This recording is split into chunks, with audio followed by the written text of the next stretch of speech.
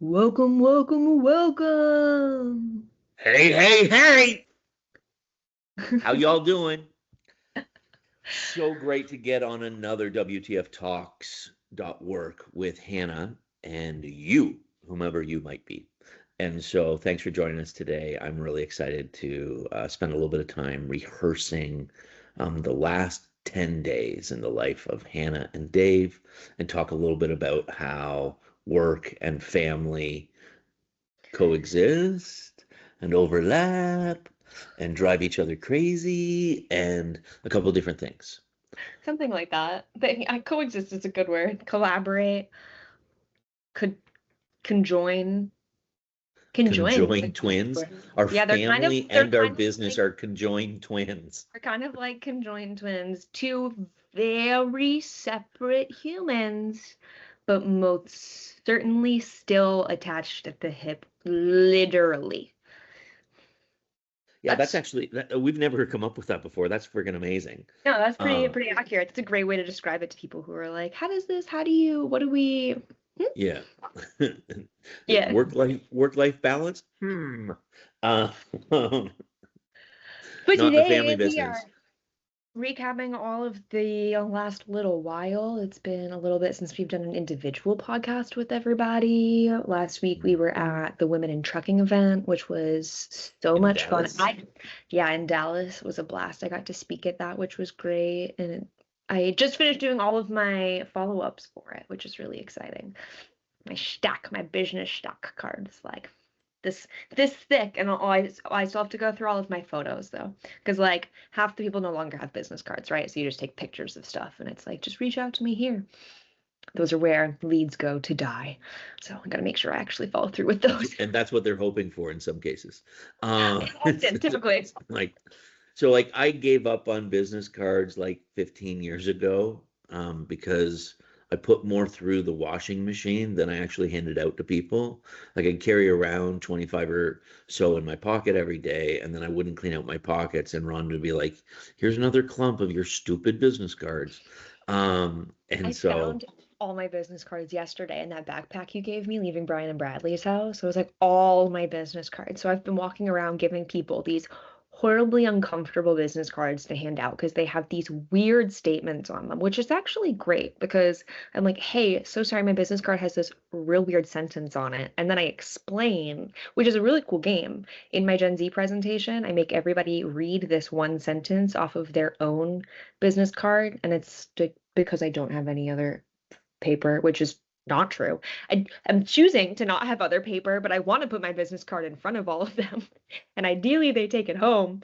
And it actually works double reverse because then when I give it to people and I'm like, sorry for that weird, uncomfortable sentence, it's always like, but did you know I speak about this?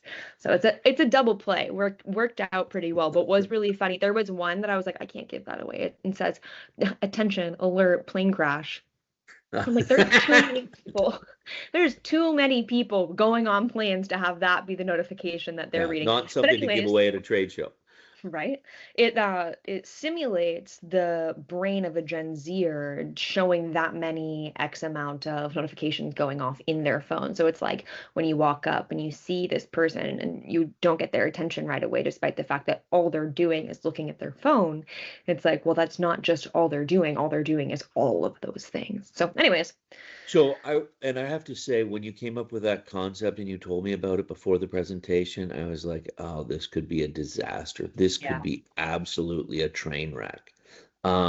And you did it at the National Private Truck Carriers meetings. And so I was like, man, are these people going to play along? Is like, you just don't know what you're going to get in a room of people. And they all played along really well. And it was mind numbing and it did kind of make your head shake. Um, and so it was really a great illustration. I'm so But glad. it that's Sometimes I came that's up. actually a great segue into one of the things that we had talked about talking about, which often we don't get to, is how do you deal with um, um, other people in your organization, or for you and I in business with each other, where we're both like dreaming dreams and coming up with crazy ideas, and how do you temper those ideas for me, and how do I temper those ideas for you while trying to breathe life into everything that my daughter dreams about and hopes for, and also say that's dumb, don't do that. Well, yeah, that's kind of like 40 different topics all stacked on top of one another because we originally wanted to talk about women in trucking, which was great. So much fun. Had a blast. Met so many people, brought so many leads. If you weren't there, you should go next year. Topic done. Um, Women in trucking in US is something that Canadian women in transport should attend.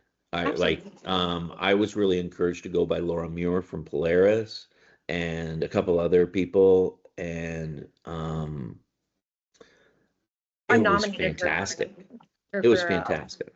yeah, something or other. Yeah.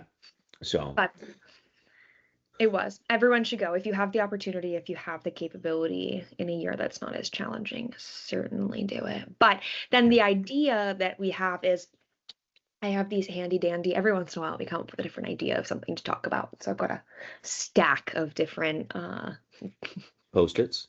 prompts for us to use. Prompts. Nice. And this one was managing someone with unrealistic expectations.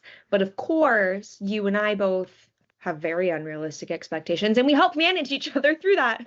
So it talks about that, but it's also family business and ties back into everything. And yeah, it's funny because I called you this morning with this new crazy ridiculous idea, and there's a difference between how you support your daughter with the ridiculousness of what she thinks about and how you support your colleague with how to actionably work out those different things. And you had started to help me with how to actionably work those things out, and I was like, wait, stop.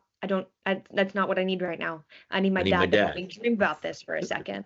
And sometimes that's like the real reason and the real way to do it is just the way to manage it yourself is to know what you're trying to get from it. B, the way to help other people manage you through it is to ask them specifically what you're looking for. So Yeah. I don't know, but Well, it's that would be yeah. my So like answer to how you work through these things. the best way to manage expectations is to manage your own expectations. You can't manage other people um, into doing things that they're not capable of doing. So if you're gonna ask me to go to a ballet and have fun, you need to manage your expectations about that. I'll go and I'll participate and I'll put a brave face on, but the expectation I'm going to have fun is probably too much. Does that make sense? Definitely. Manage your expectations, manage your people, manage Right. what you want, and ask for it. But That's then been a as a very fun topic. We didn't have a great, that wasn't a great discussion. no, but no, but so I think that that leads into, it starts with managing your own expectations of what the relationship is, and then it's setting the other person up into the right seat.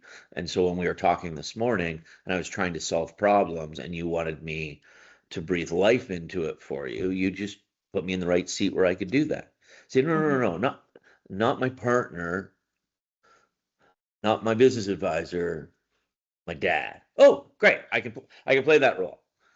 Which is challenging because I called you on a Monday at like 10 a.m. So no wonder you jumped right into it. And I would have called you yesterday with that, but I had like about zero gas. I was running out of fumes in my gas tank. So, Oh, sure. And that happens. And Sunday's a good day for that to happen. but yeah, it is very, very interesting. So tell me, okay, so Go ahead. tell me, I mean, what do you want to talk about? We've only used like 5 minutes. This never I happens want to before. keep talking about this because I think there's a lot more to it. I Do you want think to talk about the ideas though, or the concept of managing people?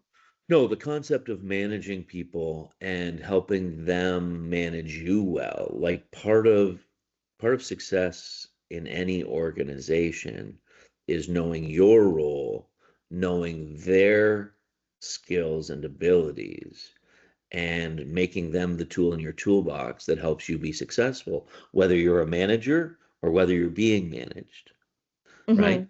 So as a person who's being managed, it's important to know what your boss is great at and get them to help you with the things that they're great at. And I was talking to somebody the other day, I can't remember who it was, and they've You have to got do. like a few different people in the organization that they report to, and they don't always know who to go with which item that's on their list. There's some ambiguity in their organizational structure. Um, and it's just like, well, that's pretty simple. Find the person who's going to support your idea and go to them and then help them champion that idea through the organization. Don't if so like one of the terms that people talk with me about in the past is there are gas pedals in life and there are brakes. And if you've Right. got an idea, don't ever take it to the brake guy. If you've got a guy that's always good at, tamping things down and kind of holding you, don't start there. Go to the guy who fuels it and puts the gas on and helps you want to move forward. And then after you've kind of got some momentum and got some framework, take it to the brake guy and help them find the mistakes. Um, But buddy Kim Richardson says to me, let's make this idea stink. So once you got a great idea, now you got to slow it back and make it like find all the pitfalls to it and see where that goes. Does that make I sense? I love the idea of making it stink. I just don't know that I would agree that you want to put the gas on it immediately. There are some bad ideas that sound really good in your head that immediately passed through another person would probably be vetoed if that person was level-headed. But if it's just the gas guy, all she's got is gas, and they might be gassing up a shitty idea. No, Like it might stink before you get it there. And if you put fuel on something that already stinks, and then an extra stuff stinks, like the idea I came to you this morning, like I was hot, I was ready, I was flaming, I was ready to go. I was like, and then you're like, yes, yes, let me fuel this with you. Yes, this is so exciting, but let's also take a moment to stop and consider and think about these things really before we invest too much time into it. And like that's what I needed this morning. I needed the gas, I needed the fuel, I needed to talk about it out loud and work through those things. right. But I also needed like the let's not take the next 4 weeks and immediately just do this really late. Right. You were willing to quit everything for 4 weeks and go after this, and that's probably not a good course of action. And you would have figured that out in 45 minutes if you'd gotten that far. But I certainly had the motivation to give it 40 hours a week for the next 4 weeks and was like, I mean, why the heck not? yeah, but Um, you've made commitments that wouldn't allow that to happen. Um, yeah, like I think if you've got a good business person that you're talking to, they're not going to green light everything. They're going to bring a pause or try and help you see both sides of it. But you want the person that's more, encouraging on the first step than discouraging on the first step, in my mind. But sure, sure. That makes a lot of sense. I think it just absolutely depends on how much fire you've got going yourself. I right. don't know. I think that we often have more fire than the average. Bear. Sure. I was I trying to th- think of the word with a person with a flamethrower, but I don't think that there's a technical term for that human. no, there isn't. Art. Oh no, yeah, Um, no. What is it? Someone who plays with fire. An arsonist? We have more flame than the no, an average arsonist is a person who commits crimes with fire. Oh well, that's Um, that's not what I'm going for. That's not just a um, general term for someone a who plays with fire. pyromaniac is what people call me when I'm sitting around a campfire with a bottle of lighter fluid in my hand, making it get bigger. We have more fuel than the average pyromaniac, I would say. um, yeah, I don't know. I was watching. I sent you a link to a Netflix special about Caitlin Clark last night. She was on with David Letterman, and one of the things that has just come out about, it hasn't come out about Caitlin, but is obvious about Caitlin Clark, the WNBA Rookie of the Year last year, the most person who scored more points in NCAA basketball than any other female and perhaps male player. I'm not certain of that, but it could be both. Just prolific, amazing basketball player. And her thing came down to drive. She just competitive drive. She wants to win at everything. They went bowling together, and he was cheating, and you could see how it was rubbing her wrong. And it was great to see how that has formed her and made her into the professional athlete that she's become. And I think that that's something that you um, have issues with, not good ones, not bad ones, just issues with. Just you're different that way. You're more competitive. I just want to say this publicly. I don't ever want to play Dutch Blitz with you again. That's fair. Okay.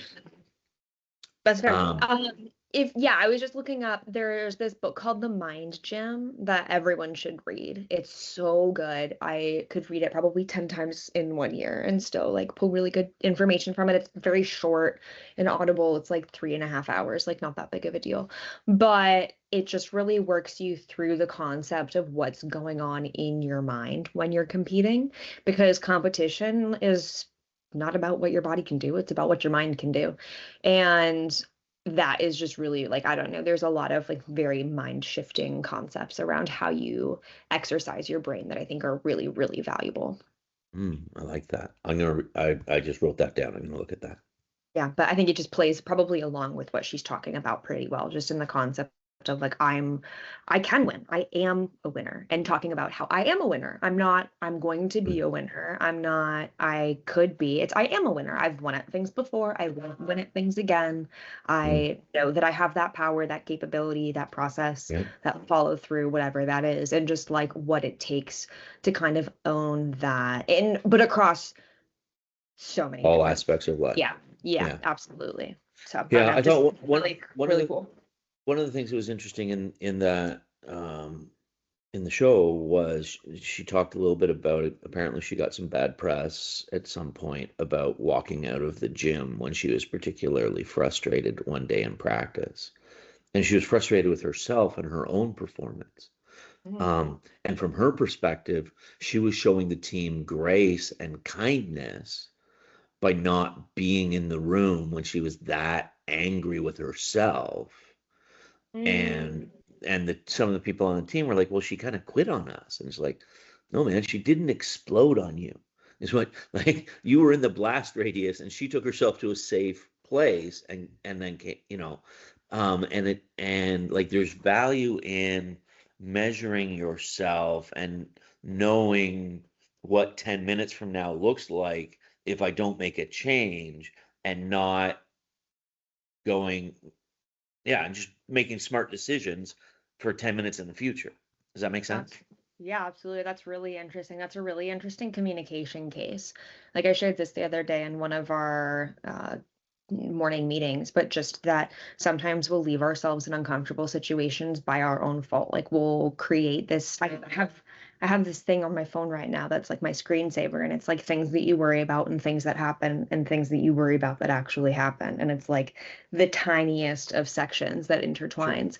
And we'll regularly, like just like what that girl said, like she quit on us, like da, da, da, she doesn't love us, she doesn't care about us. Like, no, you just have no idea what was going on in her head. But what I had shared in that meeting was I had done a radio show a while ago where great time having a fantastic conversation, was doing it for like a 20-minute segment or whatever, and we ran through 15 minutes and then we took our commercial break, and it was like, oh, things were going great, I felt so good about it. And then I heard in the middle of the session, in the middle of the commercial break, just snippets of what the other host and the producer were talking about, and it didn't sound good, whatever I was listening to. And so we finished it out, and I was really uncomfortable for the last 5 minutes of the recording. I was very uncomfortable. And then as we were finishing, I was like, I can get off this call and think that I stunk the entire time, or I can just ask this person what was happening in that conversation and get the clarity that I need. And Yeah. so I did, and I left, and he's like, no, no, no, I'm not sure like what that was or how that sounded, but like don't worry about it, and like filled in the blanks for me on the other side. And it's just so important to get the clarity that you need despite the situation. Like even in that moment when she's like, and that kind of ties right back into our how do you manage people with unrealistic expectations? You get the clarity about what they're asking for. Because oftentimes we'll come into something, we'll be like da da da da da da da, and it's gonna be the best thing ever. And then the person's like, well, you want me to do all of that? Like I don't understand how this is. And it's like, no, like they just wanted you to create the draft of the first call, and in your brain, you've taken it to the final product in less than a week or whatever that equivalent could be. Yeah. But communication is so important. It's so tied into everything. Yeah. I find, as we work with different people, one, I'm a pretty difficult person to work for. Um, Sure. But you own because it and you because communicate because through it. because I struggle to combine both clarity and um and reasonable, like what other people would like to refer to as reasonable expectations. And part of that is my desire in life is to help people around me achieve more than they believe that they can. Mm. Um, I believe that everyone has more in them than they even know. And without, and so I like to set big goals that are reaching and stretching, um, and in some cases unrealistic. Um, but I don't create accountabilities on those things. I create accountabilities on things that are reasonable and realistic. But I don't, sometimes I miss the step in between of creating those performance expectations that are in the way of the larger goal, if that makes sense. I think the thing that you miss, I don't think that you necessarily miss that. I think you've got managers who are good at helping put that in place for you. But I think the only thing that you miss is that not everybody wants to do that. Like, not everybody wants to be more than they are. Not everybody wants to be better than what they've got. And so when you're trying to stretch them in that capacity, sometimes you're doing it with people who want less, not more. And that's a big battle. Yeah. So and thank you. That's a pretty clear delineation. That's a disconnect for me. Like, how can people not want Certainly. more? Like how like Because doesn't because lots of people have more in other places, and this isn't where they're looking for it. yeah. Yeah, and I get it. And I think that um you have to you have to love people where they're at. Yeah, Um and you can't want it more for other people than they want it for themselves. Um but that's I need to it's say that. yeah, yeah, but it's a challenge for me to understand that about people. And I see it in my dad. My dad was really driven early in his career, and he was on a trajectory to grow and in the education system become a superintendent or whatever. Um, and he reached VP, and he bounced off the a ceiling. There's a couple of people that he may have ticked off over his time. He is a McDonald, and we have a tendency to do that. Um, and so he settled into a VP role when he was capable of a lot more, and he did a lot more than that. But um, I would struggle not to fight the system to the death. How do you, so as a manager, how do you, And because you're and never, sorry, let me just say, his position is better than my position. His understanding the limitations and making the right decision for he and his family is better than cutting off your nose to spite your face to get something that you feel is fair or just. But I really well, there's struggled with that. there's a balance. There's a balance. And feel free to stop me at any point because this will perhaps be a little bit more personal. But Papa was really good at knowing his boundaries and stopping himself and specifically in his later years really taking care of himself. and you want something so aggressively, um, that you're perhaps willing to throw your own well-being to the wayside to do those things, whether that be by sleep or by Yeah. whatever you want it to be. But like waking up in the middle of the night and walking to your computer and doing it because you can, despite the fact that our You bodies shouldn't. typically need 7 to 8 hours or whatever that is. Yeah, like your because I can has overpowered your probably not the best idea. Right. And And we're and working we on we have we're to working find on that somewhere in in the me. middle. We're working on that in me. Um, so yeah, But yeah, it's and it dad was really good at that. And so like my drive is sometimes my enemy and sometimes it's my friend. certainly. Certainly. And I think that that's really specifically challenging because you're an entrepreneur. And so everything you've got, you're going to get because you've been doing it yourself. And the average employee is going to get paid every single week, no matter what. But straight up, I think that's It the difference. sounds nice, sounds pretty nice to me sometimes. So how do you then, I'll ask two questions for listeners kind of coming out of this and then we'll wrap it. How do you as an employer know when an employee doesn't have that drive and won't get that drive and how do you deal with it? Because you need to have people that have that like we're working on this mission, we're pushing this forward, hitting Steady Eddie kind of we're gonna do this methodically and carefully and yeah, versus yeah. somebody who's just coasting. And like how do you navigate that as the employer? And then my second question for you, so Not you well. Is that too just truthful? honest. Honesty is good. Okay, well then what have you done that's worked well and what have you done Okay. that's perhaps bitten you? Yeah, I think the older I get, the more reasonable I am.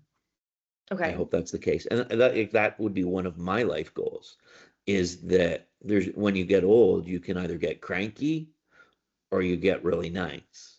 And I want to be moving towards nice, not towards more cranky. I would Um, say you're certainly well in that direction. thank You're you. you're doing good. Um, but I like that's important to me is that the Bible says, "Let your reasonableness be known to all men." And so I'm really taking that to heart and trying to work that out.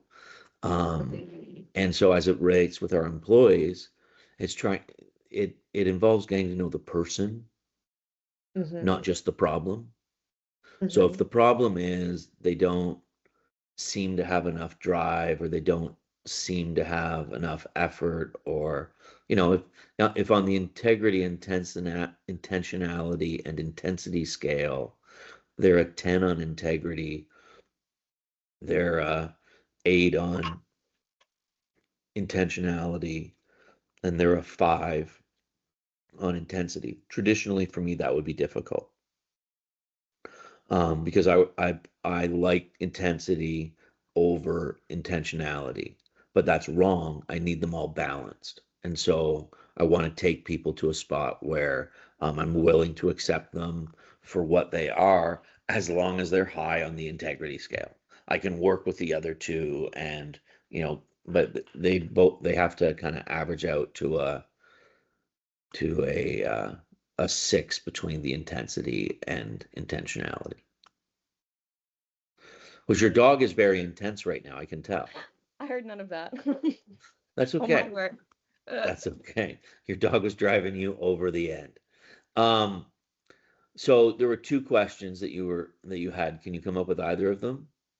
Yeah, so you're managing the triple I's, you're managing your mottos through what you're asking of the people. And if they don't fall in line with the company culture, they don't fall in line with the company culture. And it's kind of just what it is, what it is. Is that Right. right? To understand that correct? Yeah.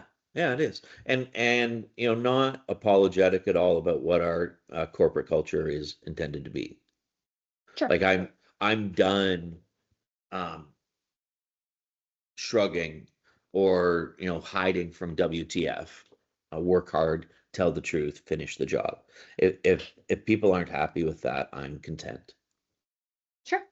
And then the other piece was, how do you manage it yourself on the other side? You're talking about like really working on supporting yourself and making sure that like you're taking your own Mm, well-being just as seriously? valuable and seriously as you're taking the work that you're doing and valuing your own health as much as you're valuing your output. How do you help people make that mental shift? Or how have you been working on making that mental shift as you're doing it, understanding no one's perfect? So for me, it's really a matter of self-discipline. And I don't have a lot of that. That's not my strong suit. And so I'm just doing things that I hate and not liking it and still doing it. So, um, yeah. And then, I've said before about, making public declarations about things that I'm just starting so that I have a level of accountability to carry them through in case, somebody's asking me about them or how's that going or I saw you talking about or blah, blah, blah, blah. Interesting. I wonder how that plays because I've heard that before and I have followed that practice before and have liked it and done well with it. But then also when I was doing my goal setting presentation, I learned a lot about the dopamine that your brain is releasing as you're telling people what you're trying to do through the concept of setting goals. And what it said is that if you're telling somebody that you heavily respect what you're trying to do, your brain is going to be more hell-bent on actually doing it because you're telling people that you respect and you naturally want to do the things Please them. um, that please them. And so that's really interesting that you want to tell like the general masses. Lead me to believe that your respect of the general masses is really high. Just any followers, any support personnel that kind of like collaborate with that. Yeah, It's interesting. I would like to think that I'm not a respecter of persons, that your lot in life, where you start in life, where you finish in life, what you do in life, um, from a career standpoint, none of that matters to me. I care about who you are, how you show up, um, and your genuineness. Sure. And if people are honest about who they are, I want to support them in helping them achieve and become more than they possibly thought they could. And that brings us back to the beginning, which is a wonderful place for us to end. Thank y'all for joining us for a fun episode of managing someone with unrealistic expectations. I think it went a couple different directions, but was still fun regardless. Is there anything else that you want to tell the listeners? No, I just really appreciate them joining us. Work hard, tell the truth, finish the job is a big part of our life, and we want to live it out in front of other people and let them make their own decisions about how to practice it. But follow us anytime, WTFTalks.com.work. Don't work. All right. Thanks, everybody. Bye. See ya.